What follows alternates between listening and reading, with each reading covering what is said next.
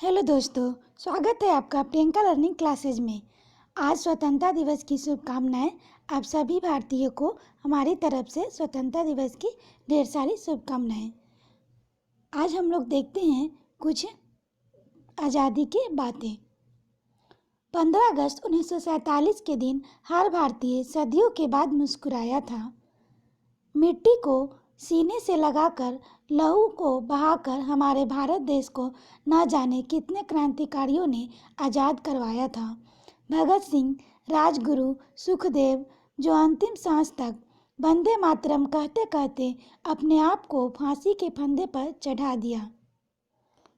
हमारे भारत देश के लिए अपने आप को बलिदान कर दिया। खूब लड़ी मर्दानी, वो तो झांसी वाली रानी थी। खूब लड़ी वो मर्दानी जो झांसी वाली रानी थी। रानी लक्ष्मीबाई ने अंतिम सांस तक झांसी को आज तक आने नहीं दिया। वो लड़ती रही और कहीं मैं अपनी झांसी कभी नहीं दूंगी। मौलाना अब्दुल कलाम आज़ाद, जिन्होंने हम भारतीयों को नाम दिया, शिक्षा दी और कहते रहे हर हिंदू हर मुसलमान भाई भाई है, एक दूसरे का सम्मान करो, एक दूसरे का सम्मान करो। गांधी जी, सरदार पटेल, सुभाष चंद्र बोस, जिनके प्रयत्नों के द्वारा अंग्रेज को हिंदुस्तान छोड़ना पड़ा, वो अंतिम सांस तक लड़ते रहे। इन सभी क्रांतिकारियों के कारण हमारा देश आज़ाद हो गया। इन क्रांतियों के लिए कुछ पंक्तियां हैं।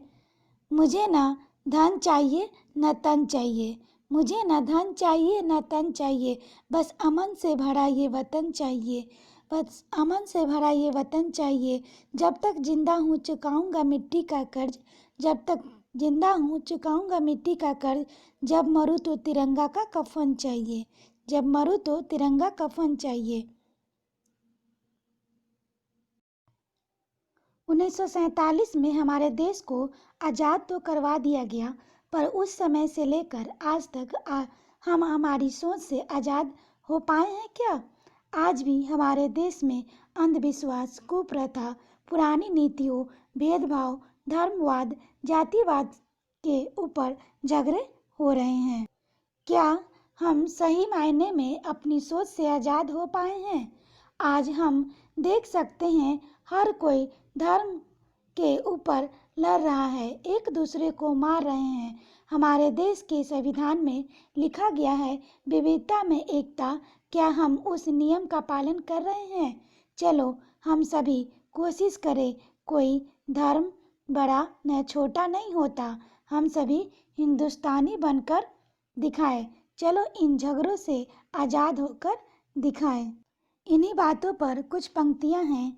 आओ हम सब मिलकर एक नई कहानी लिखें, आओ हम सब मिलकर एक नई कहानी लिखें। न जात न पात लिखे, मजहब इंसानी लिखे, मजहब इंसानी लिखे। न गुजराती न बंगाली न मराठी न पंजाबी लिखे, न गुजराती न बंगाली न मराठी न पंजाबी लिखे। आज से हम अपनी पहचान सिर्फ हिंदुस्तानी लिखें, आज से हम अपनी पहचान सिर्फ हिंदुस्तानी लिखें। चलो हम इन्हीं धर्मवाद जातिवाद के झगड़ों से आज़ाद होकर दिखाते हैं। चलो हम इन्हीं धर्मवाद जातिवाद के झगड़ों से आज़ाद होकर दिखाते हैं। चलो हम अपने देश को एक नई सोच पर ले जाते हैं, चलो हम अपने देश को एक नई सोच पर ले जाते हैं। आज भी हमारे देश में 35% से ज़्यादा लोग निर्धनता रेखा के नीचे जीते हैं। यानी आज भी हमारे देश में कई लोग इतने गरीब हैं, उनके खाने के लिए एक समय का भोजन भी नसीब नहीं होता। तो चलो हम सब साथ मिलकर हमारे देश को गरीबी से आज़ादी दिलवाते हैं। ये कब हो सकता है? ये कब हो सकता है अगर हम भारतीय ये प्रण ले कि वो उतना ही भोजन अपने थाली में लेगा जितना कि वो खा सकता है, जिसके कारण किसी और के घर में चूल्हा जल सके, जिसके कारण किसी और के घर में चूल्हा जल सके, किसी और का पेट भरे। शायद इनके मन से दुआ निकल जाए और हमारा देश श्रेष्ठ भारत बन जाए, तो हमारा देश श्रेष्ठ भारत बन जाए। वो कहते हैं छीन के खाने वाला कभी पेट नहीं भर सकता, छीन कर खाने वाला कभी पेट नहीं भर सकता, और बांट कर खाने वाला कभी भूखा नहीं रह सकता। और बांट कर खाने वाला कभी भूखा नहीं रह सकता। तो चलो हम यही बांटने का काम करते हैं। कोई बच्चा रात को भूखा न सोए ऐसा प्रण लेते हैं तो हम अपने देश को अवश्य गरीबी मुक्त भारत बना सकते हैं। हम अपने देश को गरीबी से आज़ादी दिलवा सकते हैं। हम अपने देश को गरीबी से आज़ादी दिलवा सकते हैं। इतना ही नहीं, आज भी हमारे देश में कई गांव ऐसे हैं जहां अंधेरा छाया हुआ है। अभी वहां आज तक बिजली नहीं पहुंची। हम ये भी प्रण ले कम से कम बिजली का उपयोग करें जिसके कारण किसी और के घर में उजाला हो सके और अपने देश को इसी तरह प्रकाशित कर सकते हैं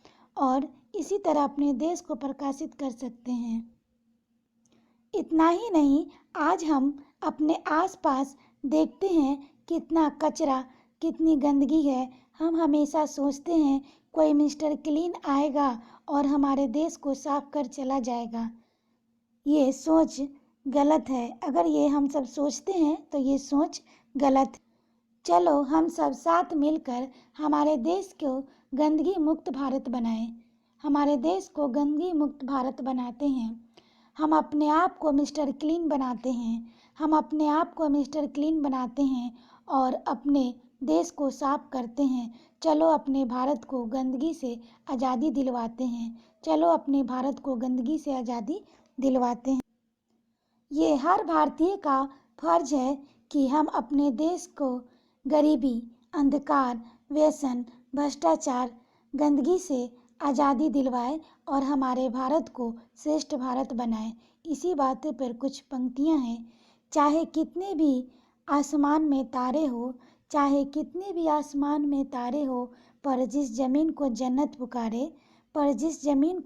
पुकारे, जहाँ हर इंसान प्यार मोहब्बत माने, हाँ वही दुनिया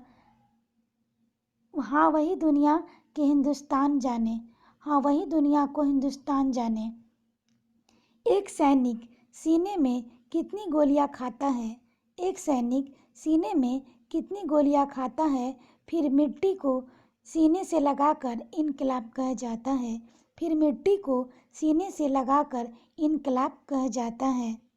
क्योंकि मिट्टी के कण-कण में भारत माँ को महसूस करता है। उसे पता है जब तक सीने में मिट्टी है उसे कुछ न होगा, क्योंकि वो तो भारत माँ का दुआ साथ लेकर चलता है।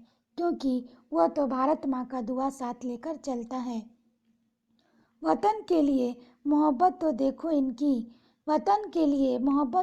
इनकी, खून बह गया पर हौसला नहीं झुका। वंदे मातरम कहते कहते खुशी से फांसी के फंदे पर चढ़ गए। ऐसे भगत सिंह, राजगुरु, सुखदेव न जाने कितने दिलों पर बस गए। वैसे तो लोगों के रगों में खून बहता है, लेकिन वीरों के रगों में भारत माँ के प्रति प्यार बहता है। तभी तो किसी ने लाठियाँ खाई तो किसी ने सीने में गोलियाँ। आज हम आज़ादी की सांस ले रहे हैं, वह किसी के सांस छोड़ने पे आई है।